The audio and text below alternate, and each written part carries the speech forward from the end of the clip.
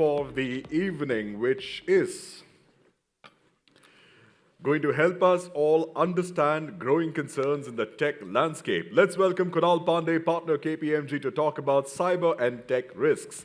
Let's welcome Kunal on stage. Let's have a round of applause for Kunal while he joins us. Over to you, Kunal. Good evening, everyone. So I was, here and listening how many times, of course, in addition to Gen AI, we are talking about cybersecurity or, things going wrong. And there were quite a few times where, this point was being focused on. And also, I did hear a lot of time the same thing from many of you who have been talking around. So the topic today, which I've spoken is, which I've taken is about technology risk and cybersecurity. They are growing. All of us know about it.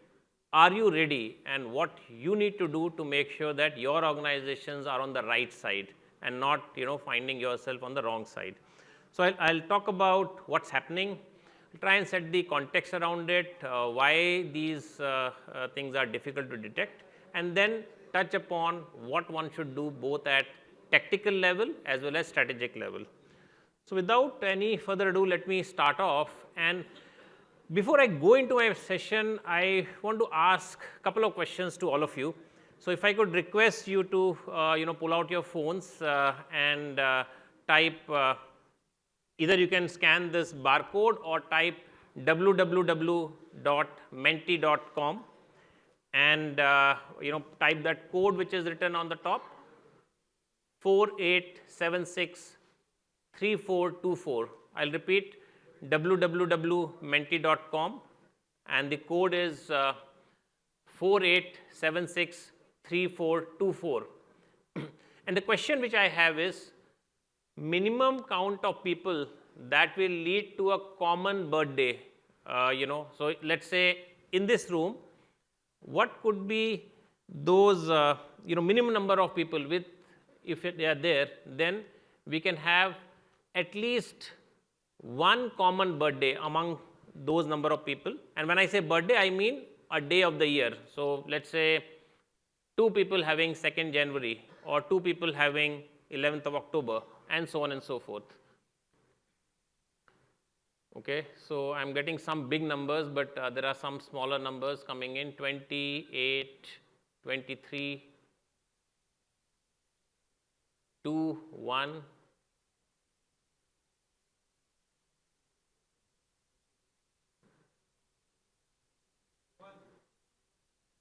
Okay, somebody has said 1.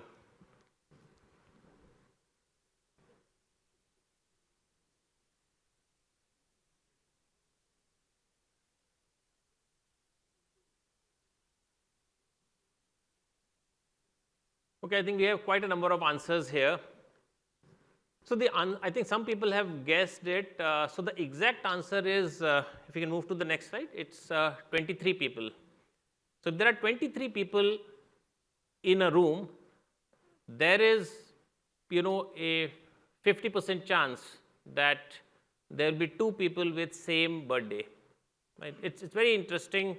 Doesn't come out very normally, but I think this group is much more aware, and I saw some answers because many times I've got answers like 100 or even higher.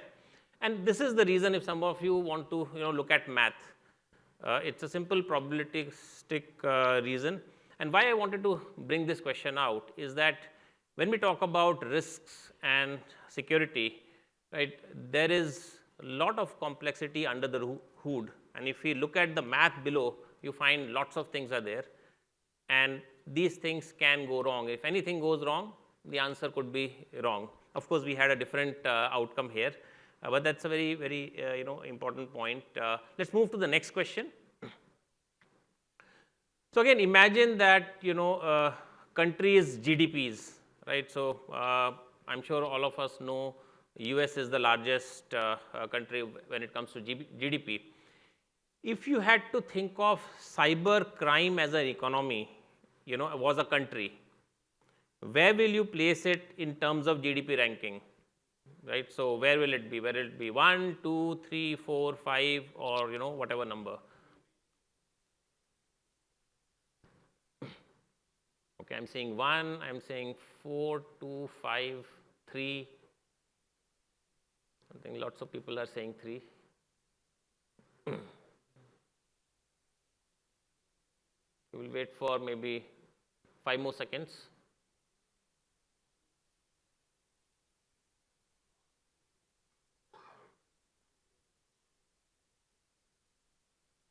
Okay, let's move forward. So the correct answer, let me just explain to you. Let's move forward. It's third, and third by a big margin. This is a slightly dated data, 2023. You may say, some of the other things will be slightly, some numbers would have changed, but so has cybercrime. So that's the amount of money which is out there, which the criminals are focusing around. So it's not few dollars there. It's $8.1 trillion. This is a research which Forbes did, and it published its results. So with these two as key, questions which I asked, and thanks for sharing your answer. Let me start on first answer of why, the problems are increasing. Okay, so because of the problems, what we are seeing is that everybody is getting impacted, whether you look at government, whether you look at corporates, whether you look at hospitals, whether you look at individuals like you and I, we are getting impacted. In fact, I can share a personal story. We were saved. So my wife got a call from somebody who claimed to be a customs official and said that she had sent some courier, and it has been picked up intercepted in the middle, and there are some drugs and whatnot there. And then she was said that she will be put behind the bars. So she, being a doctor, was going into the operating table, and she said, "I'll call you later." And before calling the person back, she called me. So I said, "Don't worry, don't do anything," because of course I was aware of it. But nobody is immune to this problem.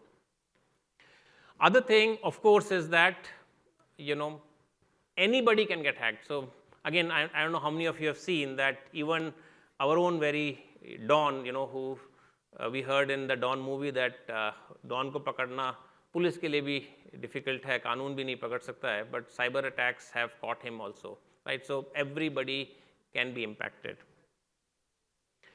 So why are these growing exponentially? I think some answers you would have seen in the question, but let me just put some perspective. It's a very high ROI activity for bad actors, and the amount of money which is to be made is, if you look at it, it's in $1 billion.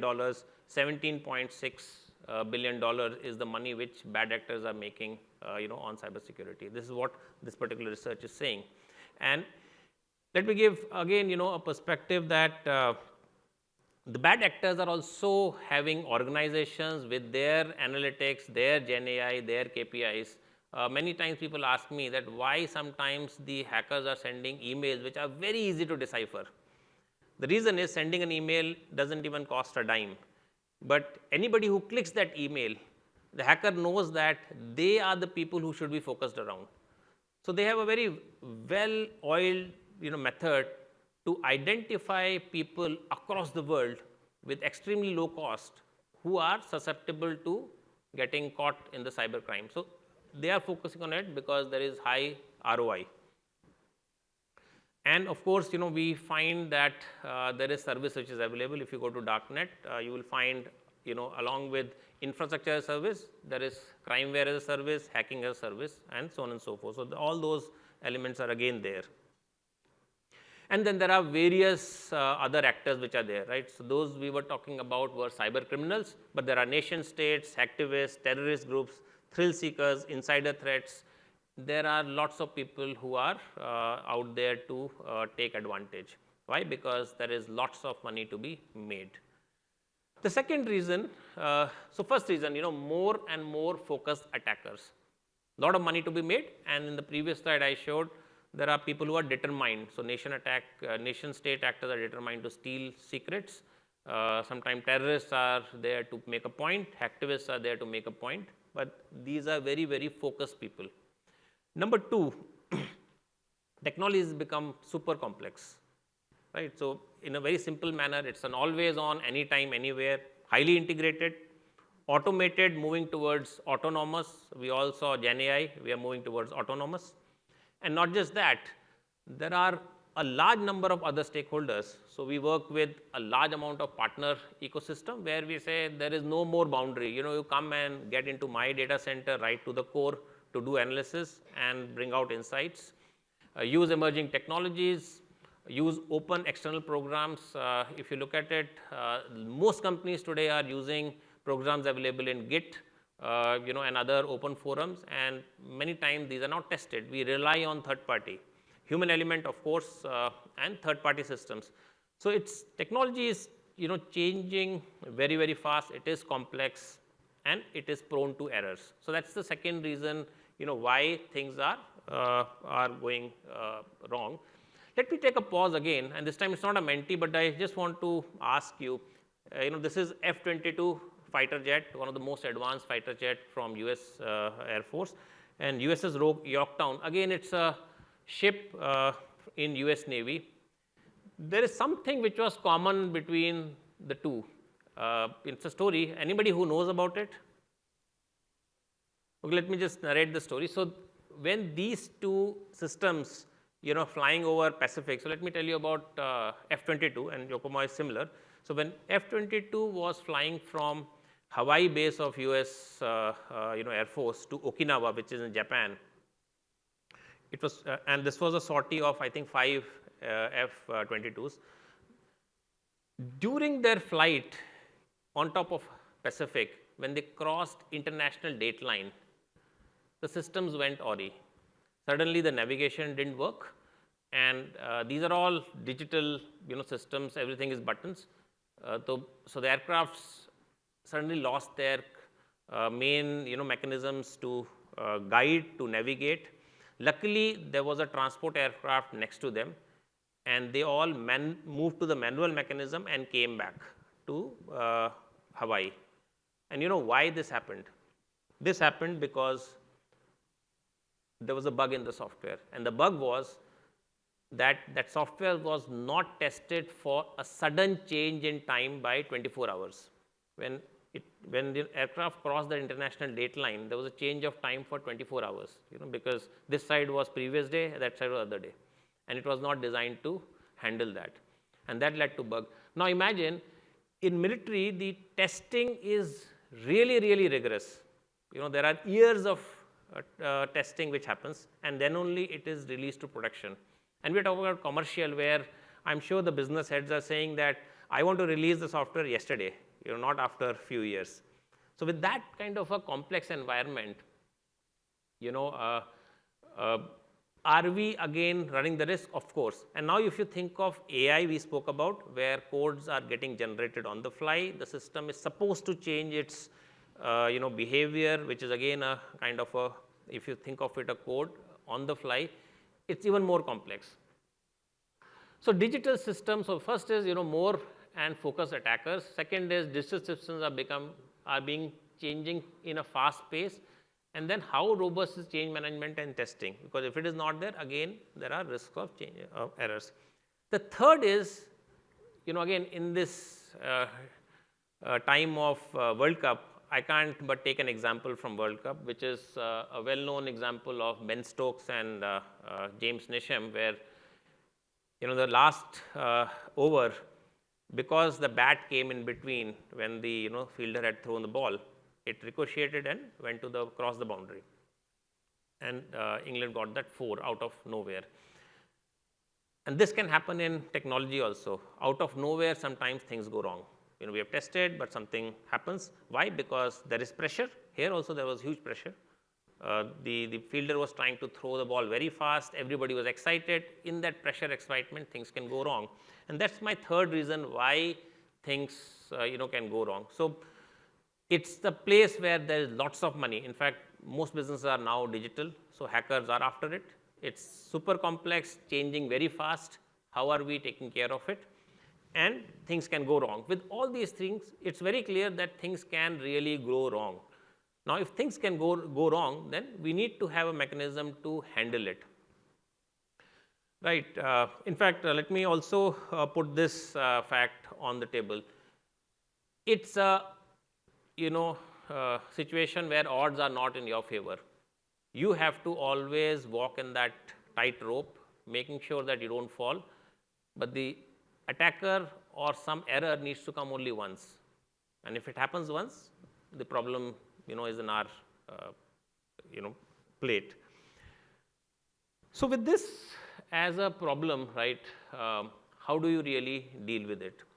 So the one thing which we need to all be clear is that we cannot be assuming that nothing will go wrong. We have to start assuming things will go wrong. And if things goes wrong, you have to have mechanism to address. Now, before I get into mechanism of address, I also want to spend a little bit time of why cyber attacks are difficult to detect. And this is again proven. So number of days which it is taking to identify cyber attacks is growing up, and in 2023 Ponemon Institute and IBM did a study, and it says 277 days. So it's almost 9 months before you discover something has gone wrong, and in this time attacker has spread everywhere. Why, reasons why it is difficult? Number one, they are using stealth techniques. They're doing it on purpose so that you don't get to know. Constant evolution. So the systems are evolving, and so are cyber attackers' techniques. So not very easy to detect. False positives. Now you have put a lot of automation. There are lots of false positives. We have seen situations where, the triggers were switched off because there were too many alerts which are coming in. And that is a cause of concern because we are, leaving our systems open in that sense. Slow attacks. So attackers know that if they go fast, they will be caught. So they're going slow.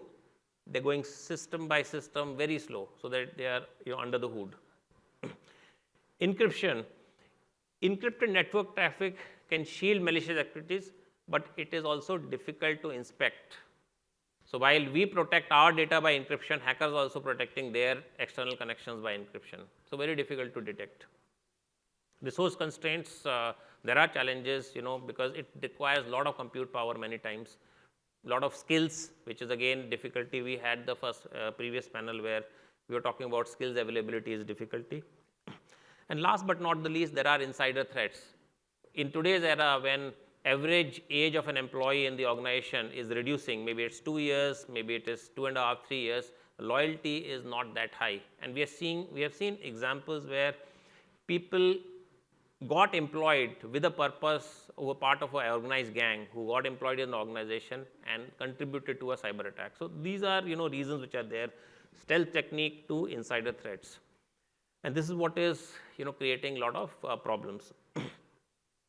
Let me now, spend time on how do we respond. So while all this is happening, so should we sit tight or do we do something? I'm sure all of you are doing something or the other, but let me share over the last number of years what we have done, where we have engaged with a lot of organizations in helping them address a cyber attack which has been successful, on how to deal with that, as well as at a strategic level how you can become better. So I'll spend just 2-3 slides on what has been our learnings. So let's look at if something has gone wrong and you are responding, which is a tactical response, right? You have had a cyber attack and you need to respond. What you should do and what you should not do. So first and foremost, isolate infected systems and initiate active monitoring. You can use various tools. It's very important to isolate, otherwise contagion can really spread. Carry out immediate technical response. Change things, change credentials, block administrative scripts, start monitoring at a much more hyper level, initiate multi-factor authentication, and so on and so forth. Right? So start doing that. Bring specialists. It's very important because while you may be able to do, you might have difficulty in deciding what to do, plus time is your enemy. So you have to do it really fast, right? So bring specialists around it. Inform regulators. This is a requirement. Certain says 6 hours you have to respond, otherwise you are on the wrong side of the law. So inform regulator, and therefore you need to know what to do in this also. Have out-of-band communication mechanisms. Now this is something which is very important but not really understood unless you have seen it.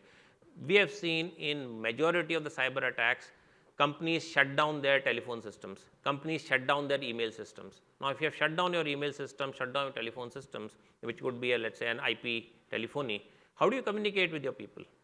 So can you set up a war room which is out of band? right? And there are providers who provide such mechanisms. You can even take a Zoom subscription and do it and keep it for such a time. Basis the identified IOC, which is indicator of compromise, do thorough check to clean up, and then perform RCA, because we have seen many times when people have done the initial IOC identification and then done corrective actions, they have missed the entire contamination, it resurfaces. So while you should do action basis initial IOC, but it's very important to do a root cause analysis. Without that root cause analysis, you run very high risk that contamination may still remain. And for all this, you need to have an approved and practice plan. So for example, if you say inform regulator, what do you inform? How do you inform? It's very important that we don't inform anything extra, but at the same time, don't try and inform things which will create more questions, because again, time is your enemy. Bring specialists. You may lead to, like a lot of organizations now have retainers, because if you figure out the attack has happened at 10 p.m. in the night, you want somebody with you at 12 a.m. That can only happen if you have pre-arranged for that. You have some retainer kind of mechanisms. What not to do? Restart or shut down environment without a thorough check. Thorough check doesn't mean you start analyzing the system as a thorough check, but thorough understanding of can you shut down? Because one of the problems of shutdown is you lose what is there in memory, you lose some logs, and many times it can create a challenge for you, a hurdle for you to really figure out where is the contamination. Two, we have seen in regulated environment, regulators ask, give me the log. And not having log is again taken as that you were not prepared for dealing with cyber attacks, and that is more damaging. So don't shut down. In Unix, for example, you can do halt and isolate, but don't shut down unless you are very sure that you can shut down. Of course, isolate the entire system. Right? Wasting critical time in deliberating response, engaging, whether you should engage third party or you should go on your own. That is another thing which we have seen. Using existing communication channel for communication. We have seen in one example, organizations communicating using their email, and we found out after some 1 month of analysis that the perpetrator also was active in the same email system as administrator and was seeing every response action which was being carried out. So after 1 month, it was figured out. So that's a kind of challenge which could be there. Assume loss and engage with the attacker to negotiate settlement. So don't do that. It doesn't mean you don't get in touch with that, and it should happen through a specialized agency so that you can buy some time, because otherwise the attacker can threaten to release the data in the open. But do not assume and engage for settlement, because then you are indicating to the attacker that you are at his or her mercy. That's a big challenge which happens. Not informing regulator, of course, that's not a possibility. Overcommitting or showing positive bias in communication, that's again a big problem. In many companies now, in India also, SEBI has an LODR norm where you need to respond to any information which has come in public which is damaging to the stock market. Now, if you have said something, then you are officially bound by that. So if you have said something extra and tomorrow something goes wrong, let's say you have said that we are now under control and in 1 week we'll be up, and you are not able to come back in 1 week, then it's a bigger problem, because then you are misleading the market and you can seem to be violating other situations. Contaminate system logs dumps during isolation recovery, very, very important, because regulators can ask you for these logs at later date. Right? Law enforcement agencies can ask, and you don't want to be on the wrong side. Lack of up-to-date asset, network, architecture diagram, etc., and most important, up-to-date practice plan. We have seen many times action is not taken because there is not enough confidence. Right? We have seen many times that the top management is deliberating what to do. Right? So these are some things which are really, really a big problem, because if you lose, let's say, initial 24 to 48 hours in being inefficient, then you have lost half the battle. So it's very important to move fast there. So these are some of the tactical things. But let's look at few things on strategic level also. So what do we do strategically? One is on a longer term, always focus on return on investment, because if you invest too much, your business will question you. So do you know exactly what are the core business systems, or for that matter before that, core business services and products, and which are systems which are supporting them, so that you are focusing on them and making sure that you are investing enough so that the cost for attacker to attack and be successful is unfavorable. Right? You need to be a little bit ahead of the game. So two elements which you should know, which are your crown jewels and how much you need to invest to be ahead of the attackers. Right? Number two, start looking at cybersecurity also to bring trust. So most of the time when we go to the, when I've also gone to the companies, we look at cybersecurity as the left hand or right hand side, that it's a problem, right? We need to contain it. Let's make sure we contain it. Can we look at the cybersecurity problem as a toothpaste? That if you do it well, you will have shiny teeth, and because you have shiny teeth, others please love me, interact with me, buy more products of mine, etc., etc. So can we change the narrative completely? Right? How can we really do that? Can we engage? Because if today, if you look at it, right, you will be more, I would say, okay in general to give data to Google than to a company which you don't even know, because there is a trust factor, right? It has come in. So that's the second part. Third would be some of the key design principles. So segment networks even internally. We have seen otherwise the contamination spreads very fast. Strong identity, sorry, it's not identify, strong identity, access, and data minimization. Data minimization after this DPDP Act comes into force will become very, very important, because any personal data which gets leaked or is even misused can lead you to serious repercussions. So can we look at some of these principles? Security by design in third-party arrangements. Many times third-party arrangement, while we have big list of checklists, cost is the only deciding factor. And now the ball has moved a lot, needle has moved a lot. So we need to look at security by design. Comprehensive detection response plan, and this is where you need to keep doing engineering, because we have seen a very beautiful system has been set up, but after a year, a lot of things have been switched off, or it has not been upgraded to newer situations which are coming in. Human firewalling, build awareness. How do you build awareness? Because you might be doing everything, but maybe some CFO, which has been like examples, or somebody in finance sends out money to someone because he or she was not trained. Don't only investment in technology on not training, so human firewalling in some sense. Security versus convenience debate. Security by design, so build security in system design itself. Believe that it's someone else's KPIs. So these are some of the key principles. And last thing which I will say before I close my talk is, this is after probably 10 plus years of our experience, we believe are some of the key things which you should look at. Build a layered defense capability. So you should have multiple gates, so that if something goes wrong, it's not spread everywhere, right? It can be stopped. And while it's very easy to say here, it's not very easy. You have to start building it in the architecture. Minimize attack surface, remove things. We have seen many times, attacks have happened because gateway opened for COVID was not shut down, right? And that's how attack became successful. Reduce time to detect, which means you need to keep doing engineering in your detection systems to make sure you can detect. And this is again here, Gen AI or AI in general could be of huge help. Machine learning models, AI models can help you in that. And practice response and recovery, because if you don't practice, you lose that 48 golden hours and leave yourself into a much greater risk of, I would say, I'll not say irreparable damage, but a damage which leads to some longer term problems for yourself. So these are the four main points I would like to say. And yeah, I think that's what I want to talk about.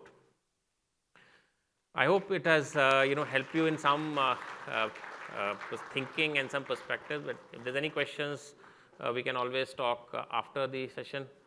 Yeah. Thank you.